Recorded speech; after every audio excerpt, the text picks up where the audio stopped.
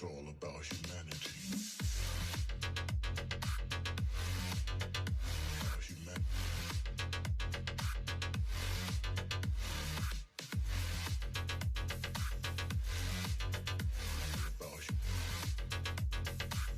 It's all about humanity.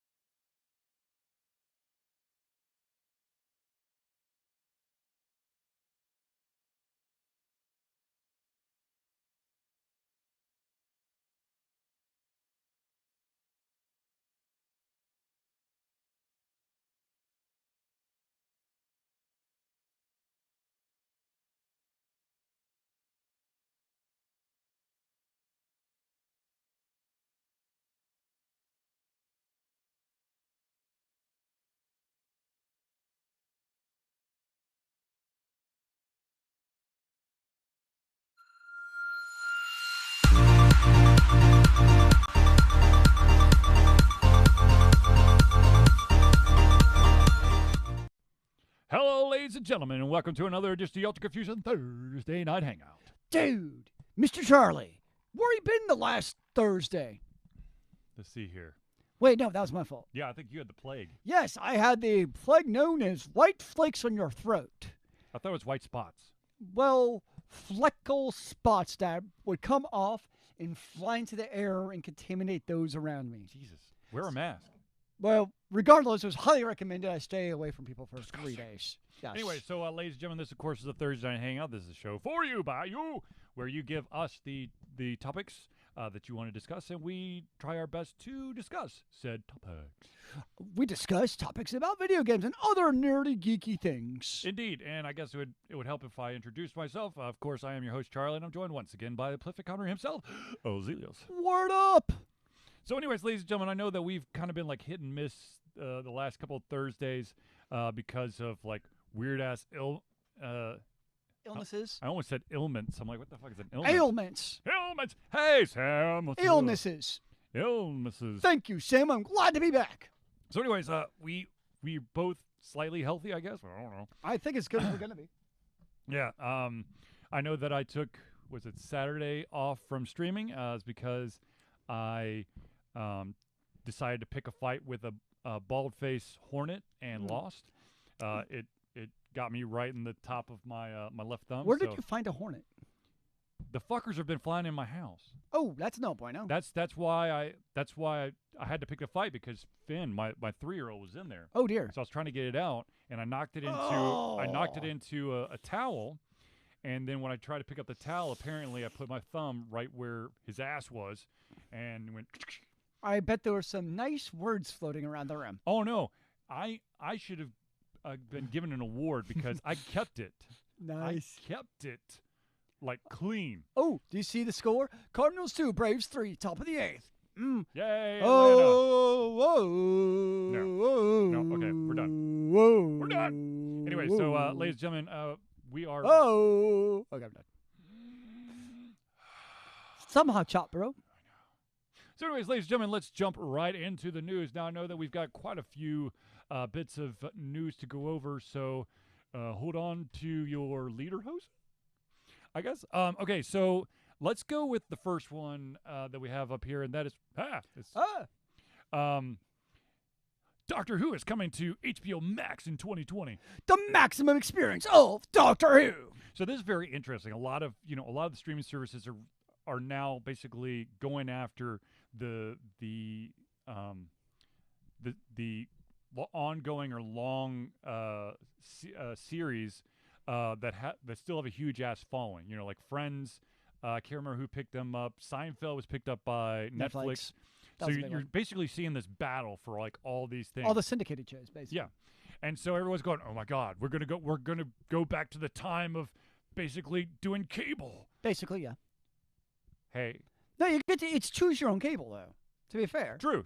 One, but the thing is, like, I would not be surprised if you're going to see some kind of like bundling thing. I mean, Disney kind of is already going to be doing that because they're going to have a little bit of that Disney whatever with an ESPN Plus mixture in there. If they're owned by the same arch-lord conglomerate, then yes. But otherwise, I'm not sure, because the whole point of them doing this is they want their own piece of the pie without sharing said pie with anyone else. Because you might lose my $1 stock, man. No. The problem is that since everyone's the thing is,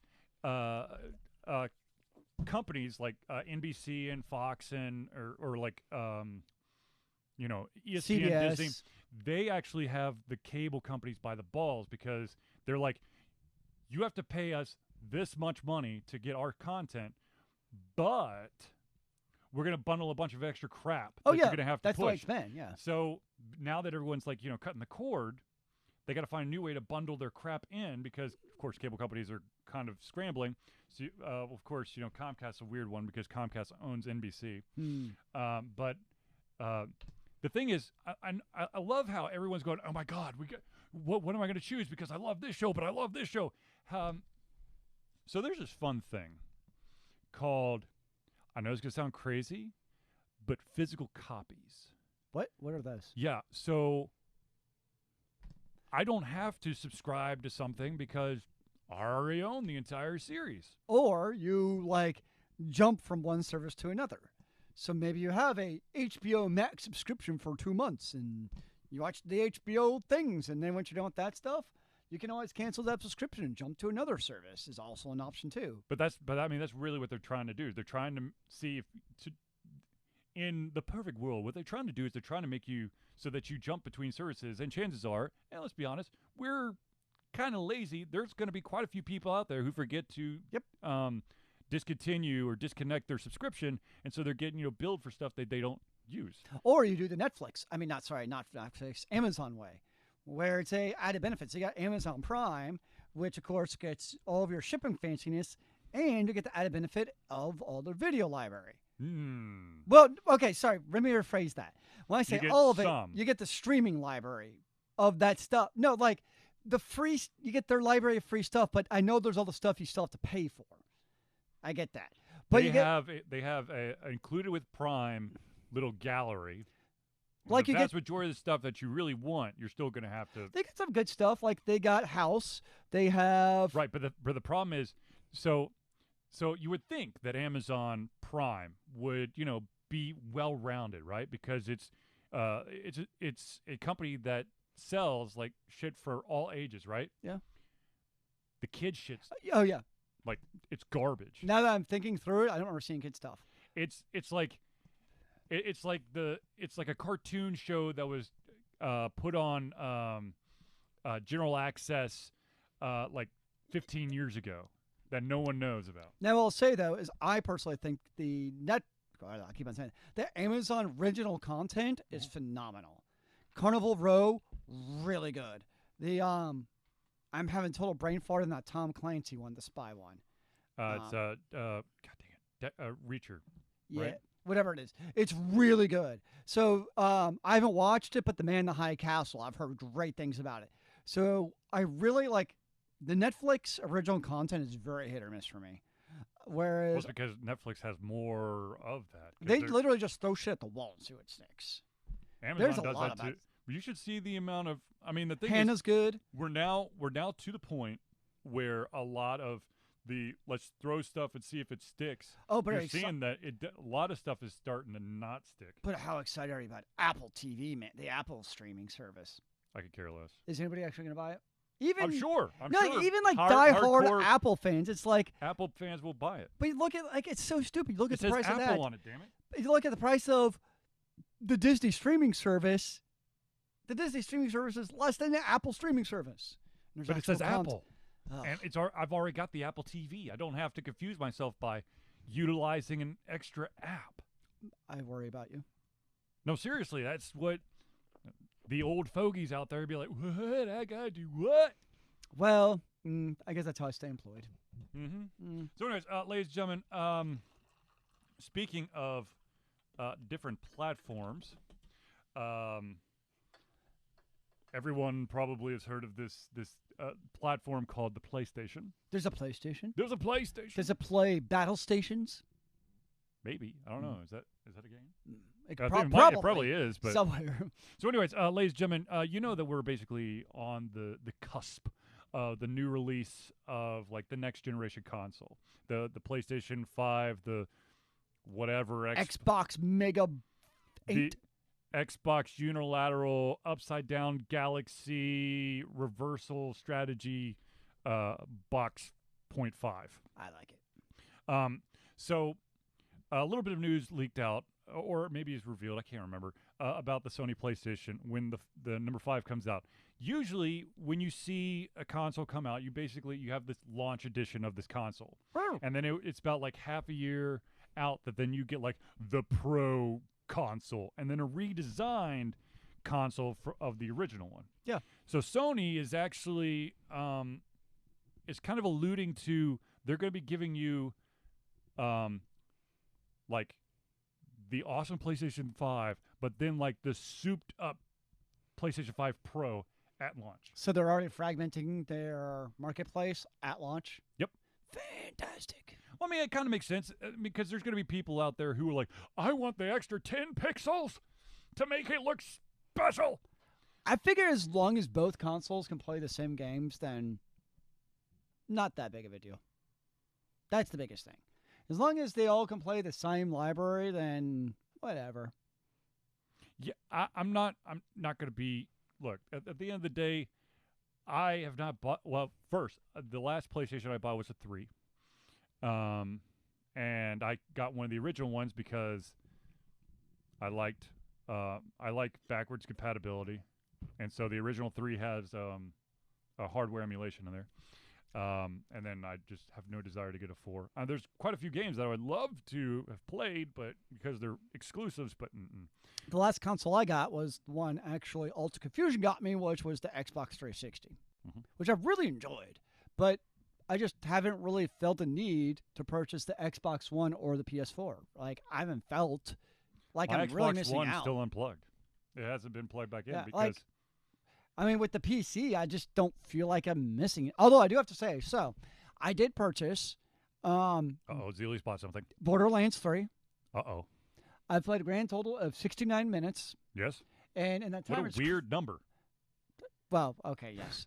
In that time, it's crashed 4 times on me. Woo! So I actually got a refund on it. Your PC sucks. Apparently. No, I contacted Epic Games. I was like, hey, this happened. And they looked at the logs. They're like, yep, we're seeing any issues. Here's your refund. Like, all right. Sweet. So, I mean, the 69 minutes I played in the game were fun. It was Borderlands. You went around to kablooey things, and they blew up, and Claptrap did his things. But it was just... Claptrap. Oh, Claptrap was Claptrap. But it was just very unstable. So, probably a year from now, hopefully they fix all the bugs and get everything worked out and it runs smoothly and all that stuff. I think you're an outlier, though. I mean, I haven't really heard a lot of people going, Borderlands 3 is blowing up everyone's computer. At first it was. Was it? Yeah, there was a lot of... well, I think at first it was actually more the network issues of trying to contact the mother server. That was the issue. Okay, seriously. AAA title games. If you have an online component, overestimate how many people you think are going to play your damn game, because why is it like every big title is like, oh yeah, we just didn't anticipate the amount of people who are going to try to play our game. You mean like Destiny 2 now not being on Battle.net anymore? Or all the other stuff? I mean, so September 1st, Destiny 2 is no longer on Battle.net. You can only do it through Steam, and it's overloaded. Of course. Yeah. Another game of, being overloaded. Imagine that. Okay, speaking of games systems. So, anything about the PS5? Is there anything interesting about it? Well, okay, so one of the things that's kind of been revealed about the PS5 is, what the hell do they call it? They call it the, what the hell do they call it? They called it something. Nah, I can't remember. Basically, they're going to have like an AI. Oh, sorry. It's called PlayStation Assist. And according to patent documents, this tool will use AI to provide users with real-time assistance should they hit a dead end. It's expected to do this by highlighting areas of interest in a scene, such as the location of a hidden weapon. So, Game Genie. Interactive yes. Game Genie. Okay, so I've got I don't know, there's 10,000 things that come through my head about this. So for those that remember, Game Genie, it was the Sega Genesis, right? People probably remember Game Shark more than they remember Game Genie. Game Shark. Basically, it's like an extra cartridge you could basically put your game on top of, and it came with cheat codes. So, for instance, what's a game like Battletoads, right? You could put the Game Genie or Game Shark console on top of that one, and by using, I think there's a book or something where you could use cheat codes, and you lightly cheat and do all kinds of crazy, awesome, cool stuff. It was a whole hell of a lot of fun, and I really enjoyed it. It sounds like Charlie is rummaging through his closet trying to find it. And he looks at I've got a Game Genie somewhere. I just don't remember. Yeah, but those were fun because you could also do you not just cheat, but you could do crazy things to the game. Oh yeah, and give you weird power. It was nuts. What you could do palette swaps and yeah. I mean, there was stuff just kind of nerdy things that had no, changes on the outcome of the game, but it was still fun. Okay, so this is kind of I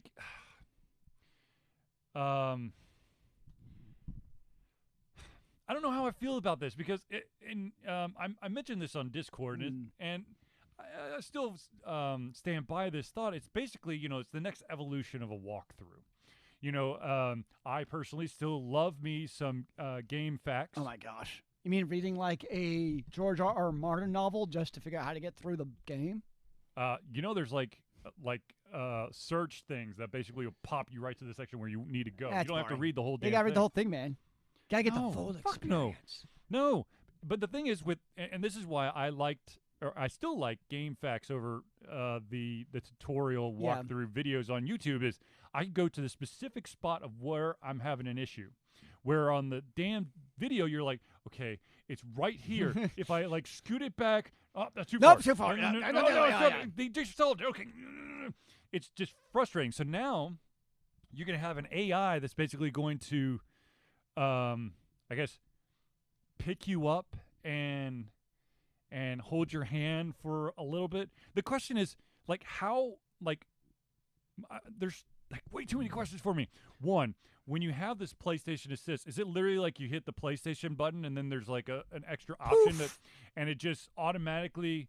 The thing is, I'm assuming you have to have. I mean, these new consoles you're gonna have to have an internet always on. Oh yeah, that's thing. a given. So it's not like they're gonna be trying to solve it on your console. It's gonna be from. Is it a paid service? Ooh, God, I'd hope not, but I don't know. Maybe.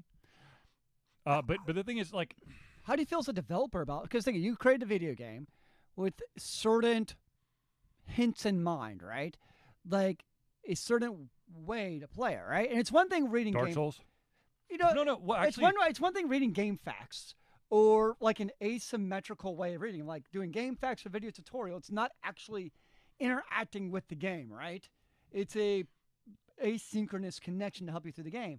But something like this is like now Sony is basically actually actively manipulating the game that you've created. To me, that's a little bit different. well, like, my question is, okay, so they're basically the only way that I could figure this out is that they're doing like an overlay on top of the game, right? Yeah. They're gonna like highlight. You should go over here. So you're gonna basically be running something on top of the game, which is kind of weird, but okay. But the other thing is like. Is it something you can easily toggle off or on, or once the PlayStation Assist is on, is it going to be on until you quit the game? I would assume you could toggle off and on.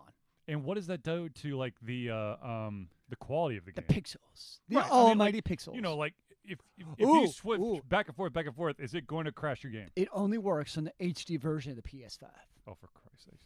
I mean, and the other thing is, my real question about this is, how does the AI determine what is important for you? Like, it's making a huge ass assumption of that's what you need to do. Yeah, I mean, maybe that is a possible solution, but Well- there's like I wonder how it would work in like an open world game. Here's another question. So both Microsoft and Sony have they have a reputation for on the consoles of dropping certain features that on launch seem cool and great and awesome. Yep. This sounds like it could actually be a really interesting feature.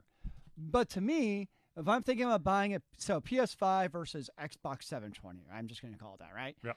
Maybe this is the future. Like, okay, the PlayStation 5 sounds cool because it has this feature. But I'm also going to be thinking, based on previous chat history of consoles, beyond the core ability to play a video game or play like a disc, how long is this going to actually last? Because these consoles have a habit of dropping interesting features pretty quickly into their life cycles.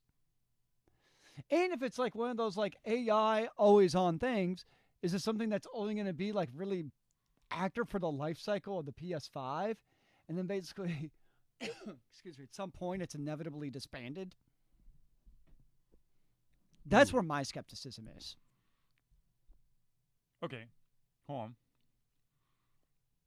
So, technically, I mean, when you have all these consoles, you're going to have like a digital library, right? Sure.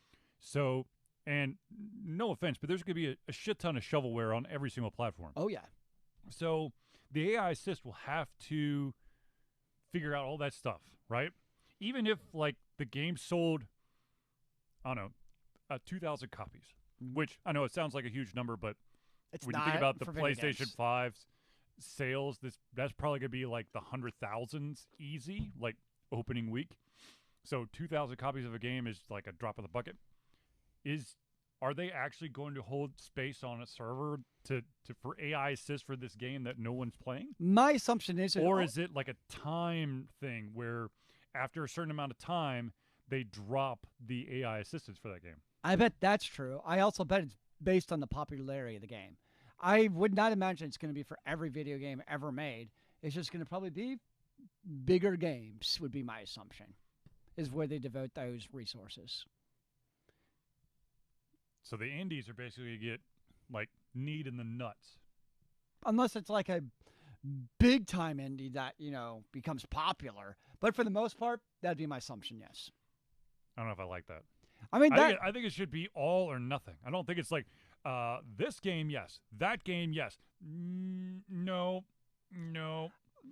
But the reason I would assume that is, my assumption is Sony would still have to invest some type of active personnel resources into this AI system to make it work. Well, the thing is, like, but the problem is now you're basically allowing Sony to just guesstimate what's going to be a popular game and what's not. There's going to be AAA games out there that are absolute garbage. Oh, yeah. And there's going to be indie games that are basically going to outsell a shit ton of the AAAs. Agreed. So, but you can't always base, we're going to give all the features for this one based on the financial blah, blah, blah, blah, blah, blah, blah, sales blueprint. Well, of course, what else are they going to base it off of? They're Sony.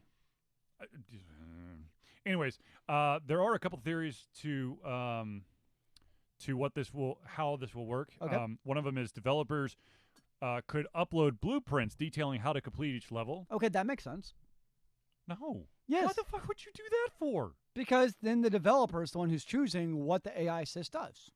It's your choice as a developer whether or not to participate in it. You're creating a game, and then literally you're having to draw the treasure map to complete the game again. But then you're going to have think about it, you're on the PlayStation market, right? And you're looking for video games, and you have little medals of what makes this game great. Now you get this extra little badge icon of AI assist. So now Bobby's not going to even know what AI assist means, but he sees AI assist. This game must be better, so I'm going to buy it now. Cool. Probably not. The PlayStation 5 may use AI to solve the level on the fly. Okay. Potentially, okay. But then hold on. And the console could analyze other people's gameplay and make observations. I would assume now that one's a little scary. I would assume it's 2 and 3. Okay, so doing levels on the fly, that's probably more in the realm of possibility. The analyze other people's gameplay and make observations is a little sketchy because that basically means that they are watching you. It's Big Brother, motherfucker. Well, you know they already are. I know. Well, that's why I like my single-player games without an online connection. Yet they're still spying on you. Yeah, it's where Alexa's for, and Siri, and your cell phone. Right now, everybody's watching on Twitch. It's being uploaded. And Facebook, and Twitter, to the and YouTube. Kit Kat. I don't play Kit Kat. Okay. I don't even whatever. I hate Kit Kats. TikTok. No, it's not a TikTok. I don't think. Anyways, so oh, do you know it started yesterday, right? What started yesterday? Hockey season. Oh yeah, and one of their main guys is already out with an upper body injury. Oh, sorry, lower body injury. Oh no, wait. He's a game time decision. Never mind. All right, there you go. Sorry, total random tangent here. So like I said, I don't know how I feel about the AI assist. It's an interesting idea. It's a great concept, but it may do exactly what you said might happen. Is it's a cool concept, but once it really, the question is, will that be a feature that will stick around? Because how many people are actually going to utilize that? I don't think so. It sounds gimmicky. Well, because here's the thing: when you're trying to solve the level on the fly, that can't be all types of games across the board, right? Real-time strategies, or sports games, or this is your carnival games. This is your optimal play to pick on. Horror third survival. And 4.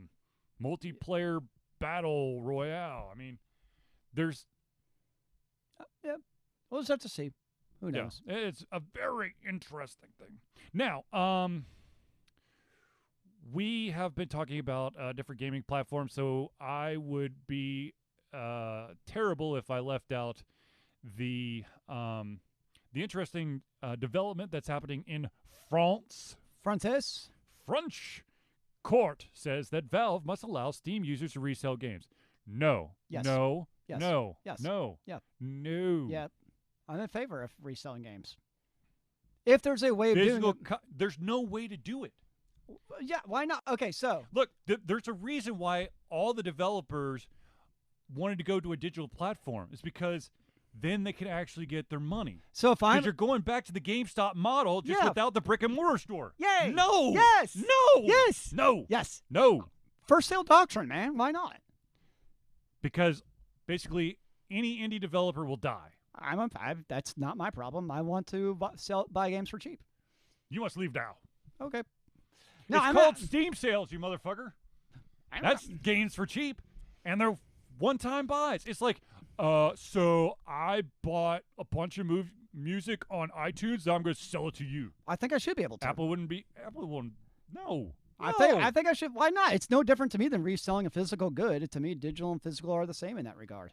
Because then the ownership transfer is like weird as shit. It's not a physical item. I'm giving you this pin. You now hold the pin. It's not like magically the pin could potentially be in my hand and your hand at the same time. It'd be kind of weird, but it could happen. But no. So it's like downloading a car. Yes. What? Download a car? You never heard that before? No. It's like RAAA is always like you wouldn't like download, like you wouldn't steal a car, like the equivalent of like stealing a car, right? Mm-hmm. Stealing music, stealing car, and so the joke is, well, you wouldn't download a car, would you? Yeah. Look, I mean, I understand the concept behind it because you're basically trying to allow for individuals who may not want to pay top dollar for a game, and you also have a bunch of people out there who have completed a game and now it's just sitting on your digital shelf, and you want to be able to turn a profit on Exactly. it. No. Yeah. Look, if this were to actually be implemented, this would require such a shit ton of like overhaul on how like money gets paid out. Because the only way that this works is that no matter the number of sales, the developers get a cut of this. That's not how first sale doctrine works. The first sale doctrine is that they don't get a cut after the first sale. Which is why they went digital, so that it's only first. And yet publishers still existed before digital content. Yes, they did. Because there was no digital option. Yeah, so what I'm saying is I could go to GameStop and purchase games physically used, developers still existed back then. It's no different.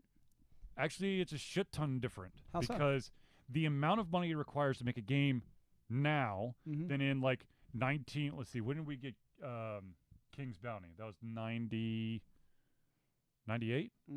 96, something like that? The amount of money that goes into that game versus a game today is astronomical. So, yes, used game sales. Okay, first of all, yes, I once upon a time bought a bunch of fucking used games. I'm going to fully admit it. But then I started working in the game industry and I learned how much these damn developers get the shit kicked out of them for basically nothing.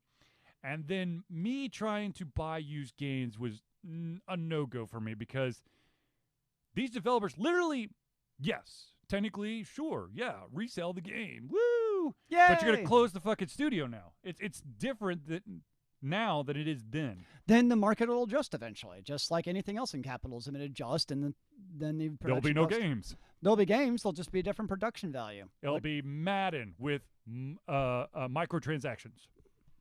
That's actually one of the solutions, is that independent developers will have to drop the price and just bombard any user with microtransactions to try to turn a profit. Because if an individual is allowed to resell a game from a smaller company that doesn't have as big of a bank account as some of these AAA titles, like EA or Blizzard or Ubisoft or something like that, literally the only way they're going to be able to survive is that they just give you the game for free and then microtransaction you, so that literally you can't resell the game. I mean, that's basically the way to get around it. Is you can't resell my game because it's free. I can't think of anything else you buy but can't resell. I'm going to go with the easy ones. Food. You eat it. I mean, I guess someone could buy your shit, literally. Let's not go down that road. How about gasoline? No, well, gasoline's a funny one with all the weird taxes and stuff. No, I mean, like, if you buy gas, I mean, technically, I guess you could resell the gas, though. Yeah, a lot of. Oh yeah, let's siphon back the gas out of my car back and then sell to you. Yeah. There we go. That sounds like a great idea. Well, like, I mean, the thing is, look, here's the biggest problem is that we're now basically going on to an age of where video games, in the like the publishers' world, they want it to be a subscription-based service. They want it to be a service, not a product, a service.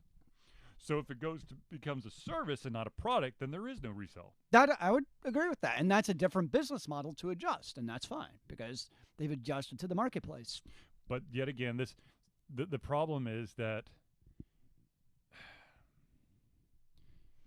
I'm not disagreeing that it sucks for some developers. But the problem is when you the thing is that model, along with the resale of digital product model, really just kicks the small guys in the nuts, and that's because they can't compete.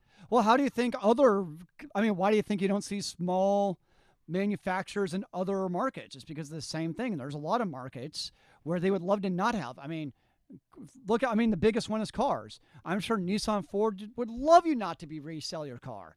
They would be happy over the moon because then you just have to buy a new car every time. You already do. I buy used. They basically you can buy used cars. But, that's what I'm saying. They would love. The thing is, you have to constantly look. You have to constantly buy a new car. There's not those cars from like back in the day where you could literally drive it until the end of time no longer exist. They put shit in there that's gonna break, so that you have to get a new car. You can still buy a car you can still drive a car for 15, 20 years. True, but how much money are you putting into the car? Less than a new car note. Over time? All I'm saying is there's a lot of industries. And you fix a broken axle. Next thing you know, you got yourself a used car. There's a lot of industries that would love to not be able to have used anything, is all I'm saying. Books, books would love it, obviously. Like books would love which is why you've got this weird divide between the people who I can only read physical copies, and those people who are like, I can only read e-books. Which, ironically, with physical books, I only buy new books anyways, which, yeah.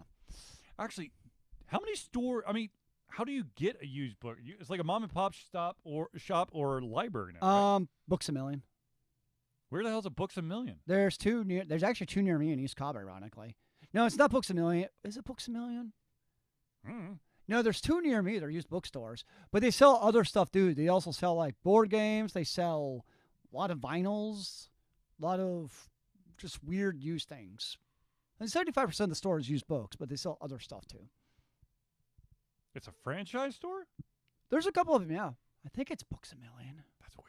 I want to say they actually have like setups at conventions too. I remember seeing them at like Dragon Con and MomoCon. Very weird. Anyways, the vast majority of the world don't sorry, it's half-price books. That's what it is. Okay, because I was about Books A Million. Yeah, no, it's like Books a A Million style right now. Noble. It's half-price books because they're used. I've never seen a half-price book. But ironically, I haven't seen that type of store. I've seen a book that's been marked off to half price. Okay. Yeah. Yeah. There's one near my school, and where's the other one? There's another one I've been to a couple times. I don't know, but yeah, they exist. But they're not very common. To your point, like used bookstores, like we were going up, they were everywhere. It seemed. Now they're not very common. I would agree. Well, to be honest with you, the thing that probably that I've seen the most like resale of is comic books. Oh. Oh, what about clothes? Like, because you got like Goodwill and yes, consignment stores and all those. It's true. So clothes are huge for reselling. Mm-hmm. And furniture are the same. Ooh, it's good call. Although I'm like, one thing that weirds me out about used furniture is buying like couches, because you don't know who or what's been in that couch.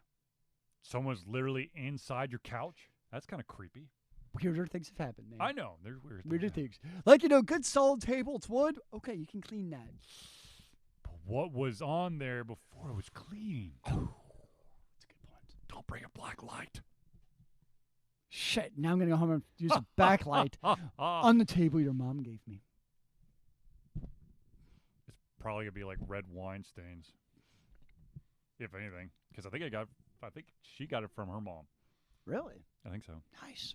Anyways, let's. But it is. I will say though, the thing that's interesting me about this though is, let's just say this passes in France, right? All politics or whatever aside. Yep. How does that then affect, like, Steam or Valve in their marketplace? Because now in France, what does it do to like the UK and the United States and other places? Like, how's that going to affect other countries and their interactions globally? That's what's interesting to me about this, actually, is what does it do to their global marketplace? To be honest with you, I think that Valve would probably go the route of what some developers have to do, and they have region restrictions. Or do you think they just pull out of France? Mm-mm. No. No, it's a digital platform. What they'll do, what they'll probably do is that they will give the publishers and developers the choice to see if they want their game to be sold inside France. Which would actually kind of be an interesting kind of like little bubble test to see what the developers do. So maybe to your point, if they all stay in there, maybe it's my way of thinking, okay, they're fine. But to your point, if all developers like, F no, we want no part of this, we're done. Yep. Then it's kind of your point. We're like, no, they want no part of this. So it actually could be like an interesting little marketplace test to see how the developers and publishers respond to this in a little closed ecosystem. So I will be curious to see where this goes. The other question is, do other platforms have to do this too? Like Good Old Games or Epic Games and Stardock. Do the other ones have to do it, or is it just Steam? I would think that the others would. They too. would have to. You'd think so. If this thing were to actually hold, I think that all the other digital platforms would have to follow suit. And I think, what about App Store games? And I think the key thing on this, though, too, to be fair, if it takes place, so in previously we've talked about GTA, which neither Charlie nor I were in favor of GTA because they had no good way of authenticating those game sales. Yep. So that's the only way to me, if the Steam thing happens, let's say it happens, that's the only reason that I could be somewhat proponent of the Steam, is because in theory, that's assuming that all those keys are actually authenticated. Right. That's the only reason I would support that, is if we know that they're authentic. So like GTA, I don't support theirs because shady shit's going on. So that's the only reason with Steam that I would be able to support it, is if you know that there's at least an authentic first sale. And it's not just totally shady.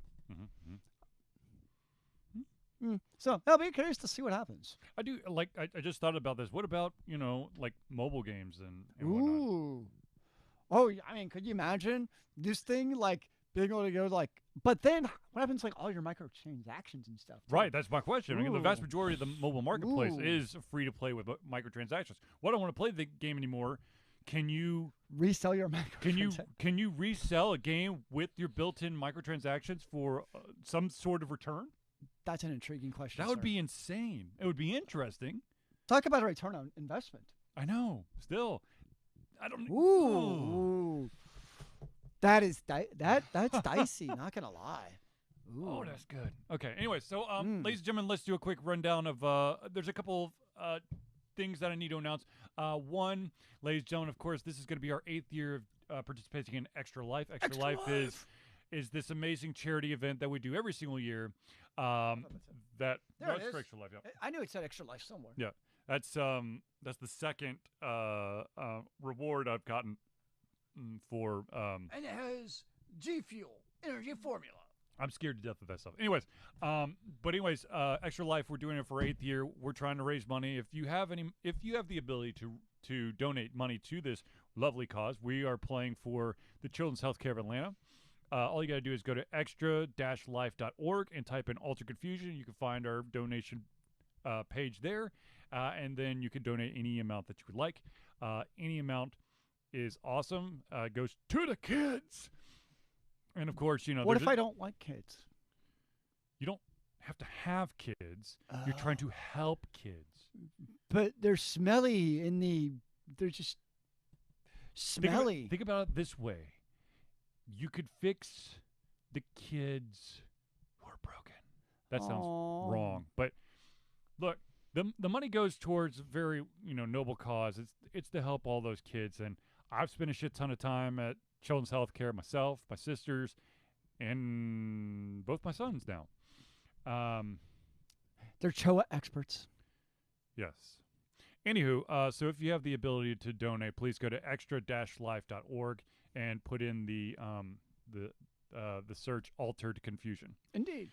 Now, speaking of charities, I also want to bring up this is something that I personally participate in every single year. There's a charity. Actually, there's a cancer society called LLS. It's the Leukemia and Lymphoma Society. And every single year, my sister, who is a survivor of non-Hodgkin's lymphoma, stage 3, does a fundraiser. Fundraiser. And she's at it again. And I just want to give a shout out to her page, which of course I have to go look at it now. Is she doing the walk in Seattle? No, she's not going to do. It's so close to her. Yeah. Her due date, so I don't think she's actually going to do that. But she does. She's definitely going to be raising money. That definitely changes the equation. Yes, it does. But all you got to do is go to bonfire.com/team-hawk-2019. I'll put it in the chat as well. But basically, all that money goes to the LLS. It's the Light the Night. This the specific event. And this year it's a Cancer Sucks t-shirt. Very straightforward to the point. Indeed. So I, of course, have supported every single year, and I will continue to support because it's my sister. But if you have the ability to buy a shirt, it is for a worthy cause. Indeed. I feel like there's another charity I was supposed to shout out about, but I can't remember off the top of my head. So I don't know. I think I just spent all my charity money. Damn it. I feel like there's not charity, but it is an announcement, ladies and gentlemen. Not this weekend, but next weekend, there is something called SiegeCon, which is happening in Atlanta. I thought that this might have not happened, but they were able to pull it together at the last minute. And SiegeCon is going to be October 13th through the 15th at Kennesaw University. Huh. Now, here's the thing. Here's the really weird thing, okay? Because this I keep scratching my head on this one. 13 is a Sunday. So it's Sunday, Monday, Tuesday. What? Yeah. That's weird. Well, the thing is, like, apparently that Monday and Tuesday is a lot of people's, like, spring break or something. I don't know. That's still... What? Yeah, I don't know. Okay. Anyways. I got none. Yeah. So anyways, Do you recognize those people? Oh, yeah. I know, like, almost all of these guys. Oh, yeah, because of... Yeah. This is the Georgia Game Developer Association. I wonder if maybe they're doing like any kind of like collaboration with KSU though in their gaming department. Oh God, yes. I wonder if that's part of why it's on those 2 days also. Yeah, it's kind absolutely. Of like cross collaboration. No, it 100%. That's how they did it, where they did a cross collaboration. Okay, that makes more sense at least for the days then. Yeah, because Siege was going to be canceled, but they were able to get it back together because. KSU is willing to, support this thing. And nice. I'm trying to find the dang sessions, but I can't find them right now. Session. I know I clicked on it. And what the fuck? Okay. Anyways, if you're going to go to Siege, which is, by the way, you can find out all the information on siegecon.net. Like once again, it's up the 13, 14, and 15. Go on the 13th. At noon, and go to the How to Communicate with QA panel. Poor K. It's being moderated by this dude named Charlie Hawkins. Wait, who? Yeah. What? Yeah, I'm the moderator for a panel on next Sunday. How'd you get pulled on that shit? I was asked. Nice. Hey, I don't know if you're going to Siege, but would you be able to moderate a panel? I'm like, yeah, okay. Cool. This says quality assurance playtesting is no longer just a critical part of game development. It is one of the core skills required for everyone on a team at every stage of the process. Does Ubisoft know that? Good QA is a key part of what separates good games from all the others. Learn how to plan for it and how to communicate effectively with the QA teams that can save your hide. Quality assurance is not just playing video games all day. But it affects the bottom line, sir. No, that last line, quality assurance, it's not just playing video games all day. So true. Mm-hmm. So true. Sounds cool. Yes, so I will be there. I'll be there for a little bit. I don't know how much I'm going to be able to do that because, it's kind of weird that it's a Sunday, Monday, Tuesday. Yeah. Because I'm pretty sure that I'll be at work on that Monday and Tuesday. Stupid working in the way of, like, SiegeCon. What's up with that, man? That's really weird. Like, I don't know. Anyways, so if you have the ability, I should probably put this in the chat as well. Siege.com/net. Siege.net. Yep. Jesus, oh my. Siege.net/con. No, not exactly. Okay, so, ladies and gentlemen, if you want to follow Alter Confusion in all its many social media facets, then I highly recommend that you follow us on Facebook. At facebook.com/AlterConfusion. YouTube. YouTube.com/AlterConfusion LLC. Twitch. Twitch.tv/AlterConfusion. How about Twitter? You can go to Twitter, or dude, you can find us at AlterConfusio. But dude, where's my N? The N would break the internet. Oh no. Oh yes. Oh yes. Ladies and gentlemen, of course, we do have a Discord channel. If you want in on that Discord channel, all you got to do is drop us a line on any of our social media platforms, and we will give you the invitation. We'll invite you to do Discord things. Exactly. So, ladies and gentlemen, we also do something called Patreon. Patreon is basically a platform that allows you, the viewers, the supporters, the patrons, to give back to us to, basically cover the bills for Alter Confusion. Right now, all of the money that Alter Confusion is raising is going towards hosting our podcast. But on Podbean. On Podbean. So basically, the money that goes towards Alter Confusion helps basically the upkeep of equipment. Say you need an entire new desktop, which just happened this year. Sad. Cover electrical cost at MomoCon, which was $167 for 4 days. Quality electricity. Convention badges for conventions that we're going to be at, be a panelist at. That's probably like $40 per badge. MomoCon was $55. Yeah, but you had to pay for your badge, right? Mm-hmm. Yeah. Buy about next year's. I'm media, so, and I'm also the lead panelist, so I double dip. And unfortunately, I wish that I was able to game the system so I could get 2 badges out of it, but because it's my name, they lock it in. Mm-hmm. Lock it in. So, but anyways, Patreon is an amazing thing. It's a monthly donation. You can put any denomination you want on there, and it any amount helps Alter Confusion. Now, I know that there's not several different money tiers. Let me be totally honest with you. I love doing Alter Confusion. I wish that I could do it as much as I did back in the day. But life is life, and unfortunately, I just can't continue to do everything out of my wallet because my wallet is a bit light now. Doesn't that free you to do other things because you're no longer shackled down by the tyranny of your wallet's weight? No, it's just crippling debt now. Damn it. Well, that's a depressing thing. Welcome to adulthood. Anyways, so any amount helps. If you want to do like a one-time donation, we do have a PayPal account that you can do. Just hit a donate now button if you're watching this on Twitch, or you go to www.alteredconfusion.com and there's a button link on the left-hand side of the page. I never know my left from right. But, ladies and gentlemen, if you are interested in basically sending us something physical so that we can show off on the show, be it a T-shirt, a coffee mug, a Funko Pop, candy, A Mountain Dew. soda, Mountain Dew, a voodoo doll, something along those lines. A signed hairnet. Ooh, that'd be interesting.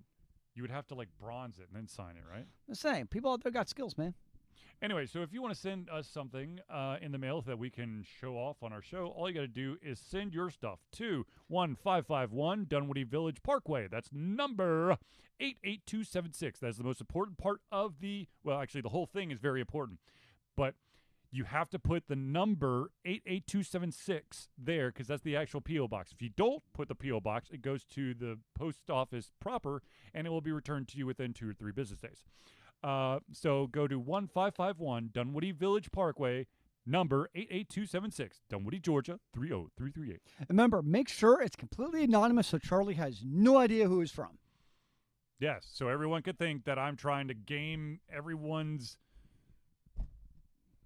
I don't even... Why? What? Yep. What is everyone... Oh, yeah, Charlie's doing it himself because... It's how he games the system. Games? What system? Because you're not allowed to actually buy Funko Pops yourself, so they're Okay, anonymous. Right, anonymous. Yeah. Okay. Mm-hmm. But yeah, if you want to send us something...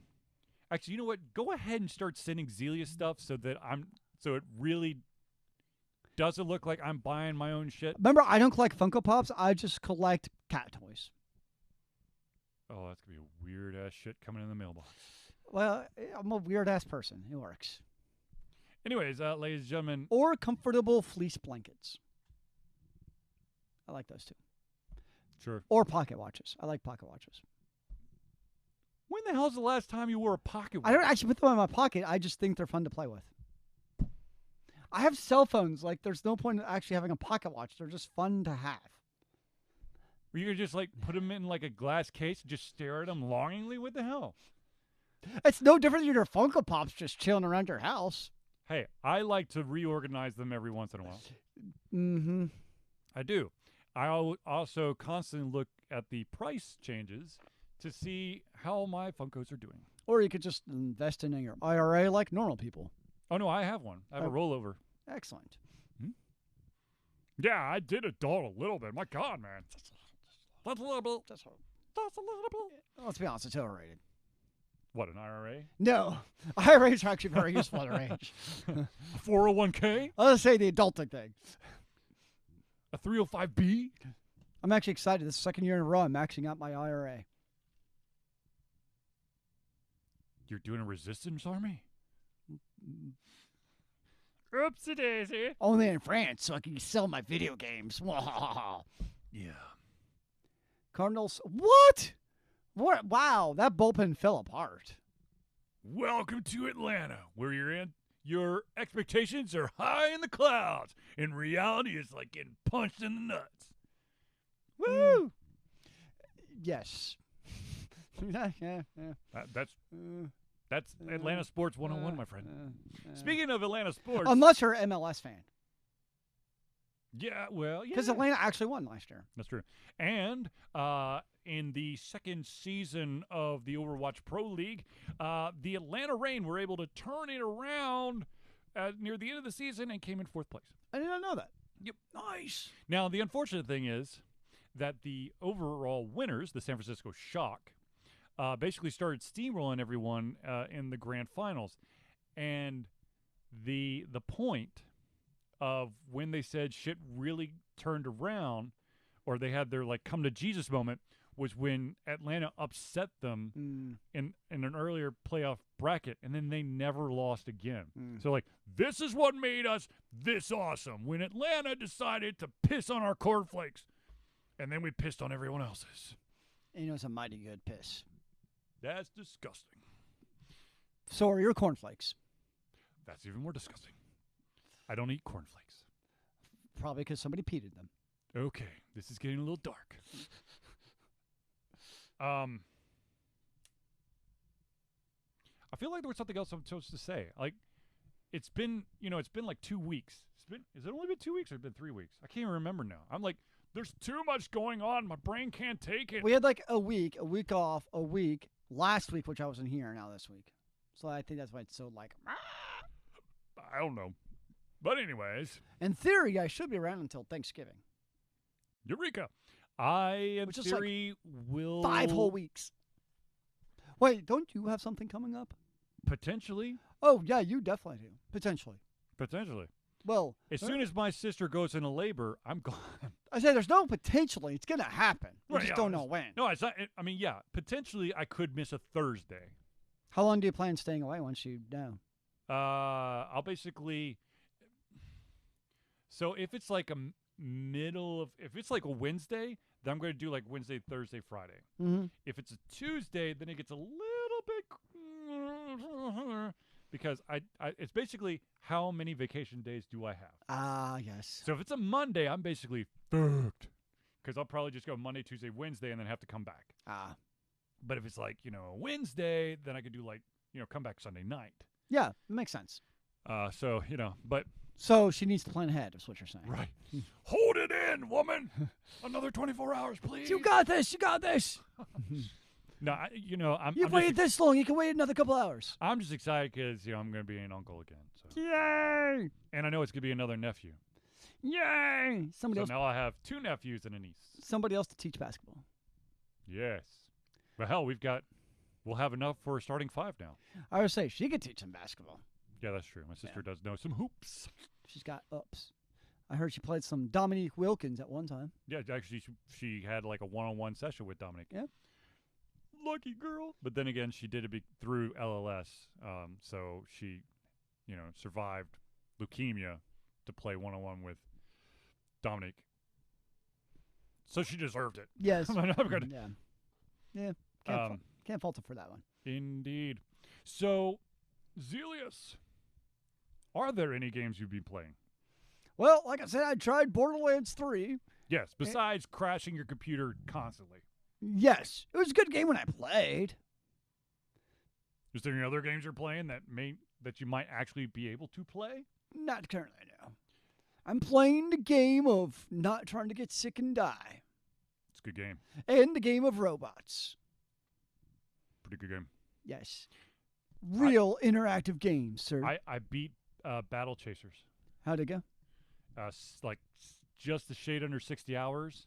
It's a good game, but what the fuck? When was the last time you played a 60-hour game, man? Oh, it's been a minute. Yeah. But I was like, at this point, I was so invested in it. And I'm going to write this in a review, but basically, you have 6 characters that you get to choose from, and it's a 3-party system. It's a 3-character party system. Okay. Are one of them the healer? Are one of them the healer? Yes. I've got a healer. I've got oh my gosh. The tank. The DPS. The thief. So I've got the healer. I've got the melee range, distance range.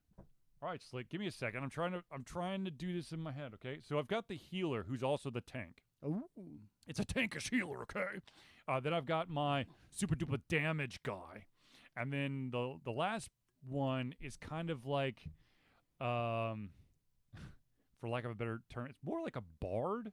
Okay. Where yes, she could deal out some damage. She could do some, but she can put like protective shells on people and whatnot. Cool. Now there are 3 other characters. Woo! Caught it. There are 3 other characters, and the unfortunate thing is, some RPGs allow for characters that are not in combat to do like a half XP gain. Oh yeah. This one does not. Oh. This one, there is no XP gain if they're not in the party. So I will tell you this right here, right now. I only played the game with 3 characters. So how difficult or time-consuming would it have been to go back and grind out those other 3 characters to catch them up with your main 3? That would be a bitch and a half. So not worth it? No. Because the thing is, look, when your level is high enough above like the enemy's level of that area, you can literally just kind of like navigate through certain areas. So you can kind of skip all the crappy battles. Yeah. But you'll have to do all the crappy battles. And sometimes you might I would just be afraid that I would go into an area where I was going to get my ass whooped by accident, because I was like, oh yeah, that's right. These guys can't handle this. I like games that like basically all the characters keep with like your lowest EXP person I would be totally okay or with that, something too. like that. You know, if it's your lowest, okay, now it's not that bad to get them up to everybody else's level. But I agree. Once they get no experience, now you're basically disincentivized to play them because then you're also losing your experience from your main characters if you And play them. So it's also like a you're- double you're whammy. You're sacrificing any momentum you have in the story. Yeah. So yeah, I agree. I don't like that So mechanism. if I were to log into my game, the max level is 30. Mhm. I've got 3 level 30 characters. Then I have 11, a 13, and a 17. There's no way in fuck I'm going back to grind, 13, 19, and 17 levels? No way. Yeah, that just doesn't sound like fun. Nope. So, I mean, it's a good game.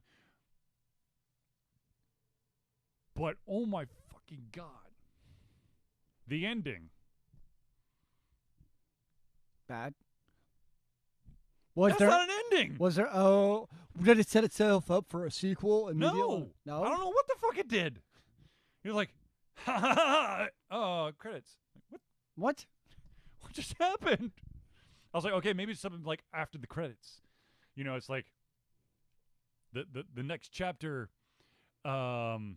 Well, the No, Charlie. Oh, No, come I don't on. do that. No. It's rally time. Whoa. I'll do the Jane Fonda. Not the same thing. It's I don't know, man. Sam might be onto something.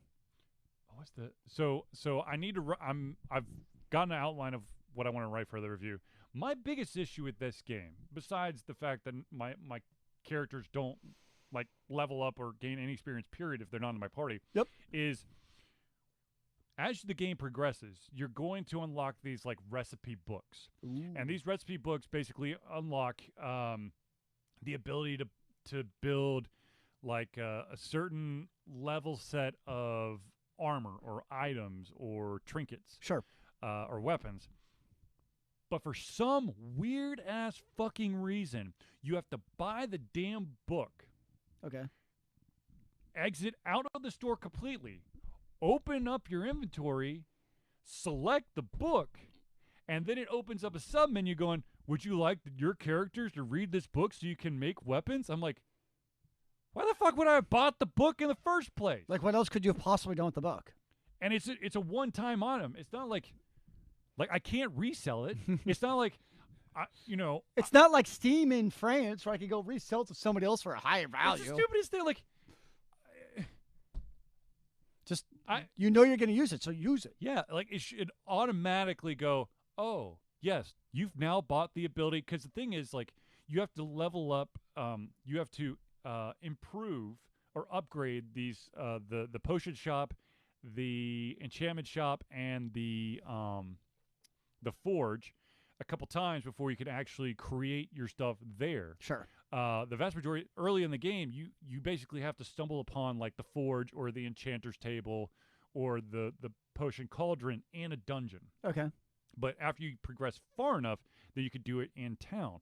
But the thing is, you have to you basically go into the shop, you check the inventory of what they have, you select that item, the recipe book, then you go back to that menu, then you have to exit the shop, go into your inventory, pause screen. You have to go down one to get to the inventory screen, and then you have to select the item, which is then going to be like, if you want all your characters to be able to make this shit, I'm like, yes.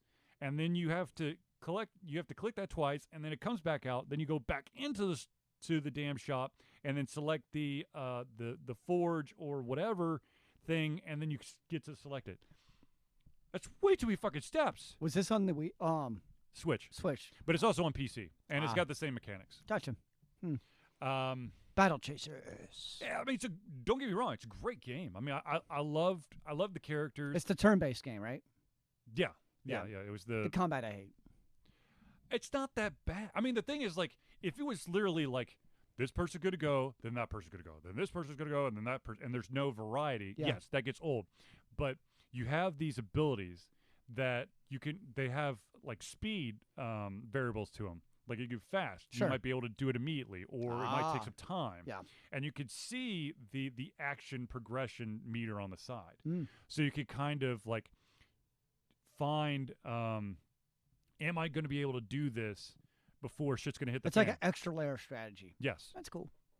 I mean, that's huge when it comes to, can I heal my entire party before this dude's probably going to unleash hell, or should I just try to heal one person and hope that I'm able to hold on for dear life? So did you have any game overs? Yes, I had 5. This is just like load from the previous save, basically. Then No, here's the cool thing. Okay, so with the exception of the final fight,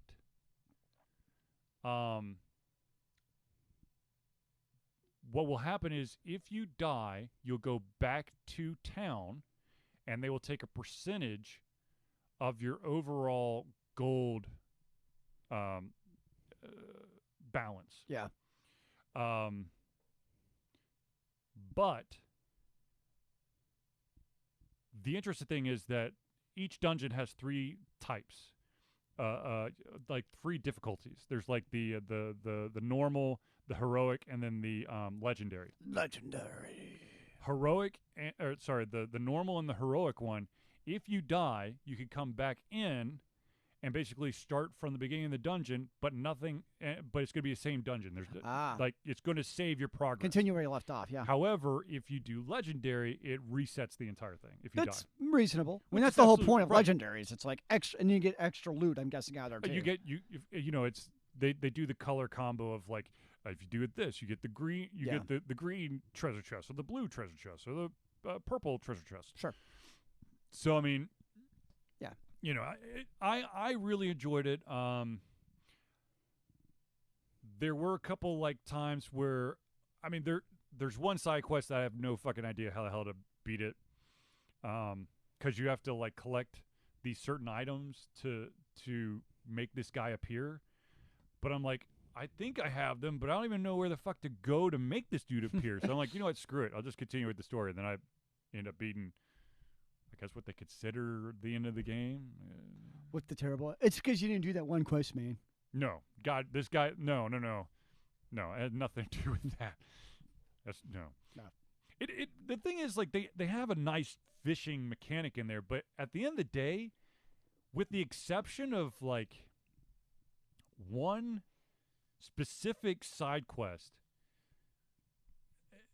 the only upside to fishing is that you collect enough fish, you can trade them in for these things called shadow coins. Yep.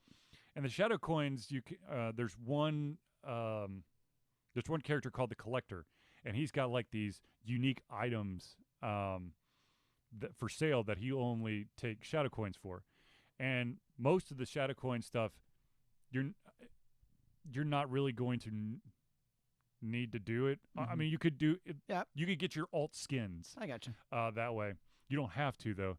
So, I mean, I was kind of depressed at the end once everything wrapped up. I'm like, I spent all that fucking time fishing and like upgrading my lure and my rod. And at the end of the day, I'm like, yeah, I got some points for, some shadow coins. But the thing is, at the end of every single dungeon, you get an item that you could sell to the collector for those shadow coins. So technically, you're probably going to get as much, if not a little more, from just selling the shit you got at the dungeon than like catching 7 of this weird-ass puny fish. And the thing is, those fishing spots, they only have a specific number of fish, and then it's out. And then until there's a reset, there's not going to be any more in that area. Oh, poor fishies. I know. But anyways, so I switched over playing another game on the Switch. I can't remember what it's called right off the top of my head. It's like a poor man's Zelda. Oh, I'm not going to lie. It's a little bit aggravating. Oh, no. Like, did you ever finish Breath of the Wild? No. I got stuck, and then I took too much time off. Yes. And it's Breath of the Wild. I mean, just like a lot of these, like, live action games, you've got to gain that rhythm of yeah. like combat. And if you take a bunch of time off and you try to come back, you're gonna die really quick. Oh yeah, I know exactly what you're saying. Yeah, I hear you, man. And still, I'm still trying to get over the fact that my weapons break like a motherfucker in Breath of the Wild because endurance is apparently a premium in that game. It's capitalism, man. You gotta have your stuff break, planned obsolescence. So you have to keep the great I fucking engine hate that. going. I mean, I understand, because then, there's a reason why all these enemies are dropping the same fucking weapon, because you're going to break it. But at the same time, it just gets annoying because you're in the middle, you hit something, and then it breaks in the middle of combat. And then just to, like, throw yourself out of, like, the realism, you hit the pause menu to select a new item. It's not like, I've got, like, a baseball bat and a machete on my back, and I swing, I grab the machete and I start swinging at you, and then I break the blade, and then all of a sudden I'm grabbing the bat, trying to do it at the same time. It's break the machete and then go, wait. Hold on. I have to think about this. All right, baseball bat. All right. I mean, Anyways. So I think that I've rambled enough, and I think Zelius has probably heard enough of my rambling for now. There's never enough Charlie ramble in my I'm life. sorry. But anyways, ladies and gentlemen, I do want to thank everyone for tuning in to the Ultra Confusion Thursday Night Hangout. For myself, Charlie, and Zelius, it's been a pleasure giving you everything coming out of our heads, our mouths, and of course, our hearts. We'll be back next Thursday, unless some kind of ailment, my sister going into birth, the power's out, The power must stay on. unexplained disaster occurs. We will be back next Thursday for another Ultra Confusion Thursday Night Hangout. Remember, kids, keep on gaming in the free world. Amen to that, brother. Thank you, Sam. One of these days, I think we should do an outro. Like an outro. You know how we have like an intro? Which would be like, credits roll. But that would require me to actually do credits. Credits.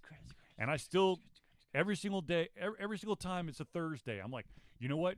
I'm going to get that Extra Life logo to fucking work with the transparency. And then I always forget until we're about to start. I'm like, you motherfuckers.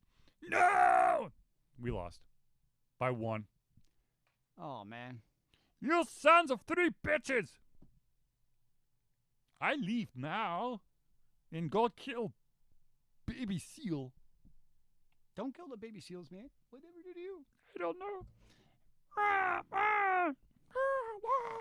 All right, anyways, ladies and gentlemen, thank you, and we'll see you soon.